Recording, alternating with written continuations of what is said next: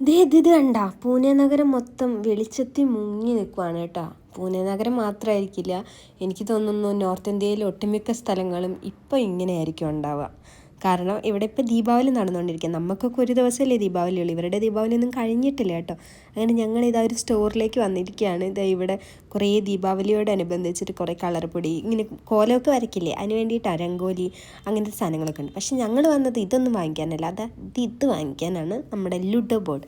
കാരണം ഞങ്ങൾക്ക് ബോറടിച്ചുകൊണ്ടിരിക്കുമായിരുന്നു. അങ്ങനെ നമ്മളിത് വാങ്ങി തിരിച്ച് വരുമ്പോൾ കൊച്ചു കൊച്ചു കുട്ടികൾ, നമുക്ക് എത്ര ചെറുതാന്ന് നോക്കുക, അവരൊക്കെ ഒരു പേടിയില്ല, അത് അവിടെ കിടന്നിട്ട് പടക്കം പൊട്ടിക്കുന്നു. അതൊക്കെ കഴിഞ്ഞ് നമ്മളത് ഫ്ലാറ്റിൻ്റെ മുന്നിലെത്തിയപ്പോൾ നമ്മൾ ക്രിസ്മസിന് പുൽക്കൂട് ഉണ്ടാക്കില്ലേ, അതുപോലെ ഒരു സംഭവം. എന്താ ഇത്, കൂടില്ലെന്നേ ഉള്ളൂ, പക്ഷെ നിലത്തിങ്ങനെ നല്ല സെറ്റപ്പൊക്കെ ആക്കിയിട്ടുണ്ട്. എന്താണെന്ന് വന്ന് നോക്കിയപ്പം എനിക്ക് തോന്നുന്നു ശിവജി മഹാരാജാവിൻ്റെ ബിംബമാണെന്ന് തോന്നുന്നു.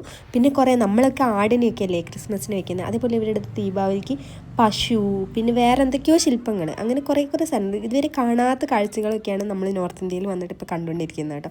എൻ്റെ ആദ്യത്തെ ദീപാവലിയാണ് ഇവിടെ വന്നിട്ട്. അപ്പോൾ ഇതാ ഇവിടെയുണ്ട് കുറച്ച് ചെക്കന്മാർ പടക്കം പൊട്ടിക്കുന്നു. അവരെങ്ങനെയാണ് പടക്കം പൊട്ടിക്കുന്നത് വെച്ചാൽ, ഇത് ഞാൻ ഫസ്റ്റ് ടൈം കാണുവാണ്. എൻ്റെ ജീവിതത്തിൽ ഇങ്ങനെ ഒരു സംഭവം ഉണ്ടെന്ന് ഞാൻ അറിഞ്ഞിട്ട് പോലും. വെള്ളത്തിലിട്ടിട്ട് പടക്കം പൊട്ടിക്കുക, വെള്ളത്തിൽ, എന്തോ ഒരു സംഭവമാണല്ലേ. അങ്ങനെ നമ്മളിതാ അകത്തെത്തി ലുഡോ ബോർഡ് തുറന്നു. അതുകൊണ്ട് പാമ്പൊട്ടും ക്യൂട്ടല്ല എന്നാണ് കേട്ടോ ദീപ്തി പറയുന്നത്. ഇതെന്ത് ചെയ്യും, നമുക്ക് ലുഡോ കളിക്കാം. അങ്ങനെ ഇതാ നമ്മൾ ലാസ്റ്റ് പാമ്പും കോണിയും തന്നെ കളിക്കാൻ വേണ്ടി തീരുമാനം എടുത്തിട്ടുണ്ട്. ഇനിയും നമ്മൾ കാണാത്ത നോർത്ത് ഇന്ത്യൻ വിശേഷങ്ങളൊക്കെ ആയിട്ട് ഞാൻ വരാം. പാമ്പും കോണി നമുക്ക് അറിയുന്നില്ലേ. അപ്പോൾ ഓക്കെ, ബൈ.